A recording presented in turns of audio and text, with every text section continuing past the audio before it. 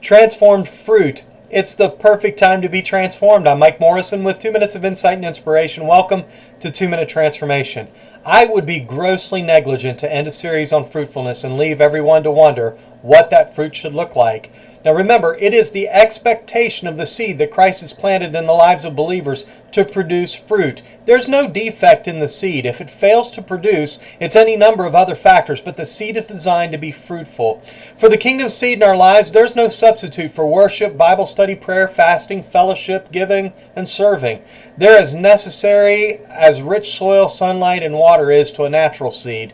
They're not options. The spiritual seed in us will not grow to maturity and produce a fruitful harvest without them. So we're going to take a look this week at the fruit that should be evident in the life of a believer. What should we be producing? Well, let's start with Galatians chapter 5, verses 22 and 23. I want to read this from the Message.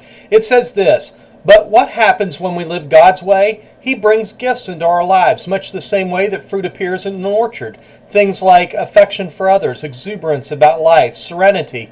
We develop a willingness to stick with things, a sense of compassion in the heart, and a conviction that a basic holiness permeates things and people. We find ourselves involved in loyal commitments, not needing to force our way in life, able to marshal and direct our energies wisely. Legalism is helpless in bringing this about. It only gets in the way." So as Paul writes, "But the fruit of the Spirit is love, joy, peace, long-suffering, kindness, goodness, faithfulness, gentleness, self-control." These are actively present. In other words, they're being worked out in the life of a believer. If the kingdom seed has its origins in the Spirit of God, then it stands to reason that the attributes of that origin will be visible in the fruit it produces. When he says, "Against such there is no law," he's saying you can't fake it with rules and legality. You're either producing the fruit or you're forging a phony. When we truly live God's way, the fruit of the Spirit is produced and you and I will be transformed.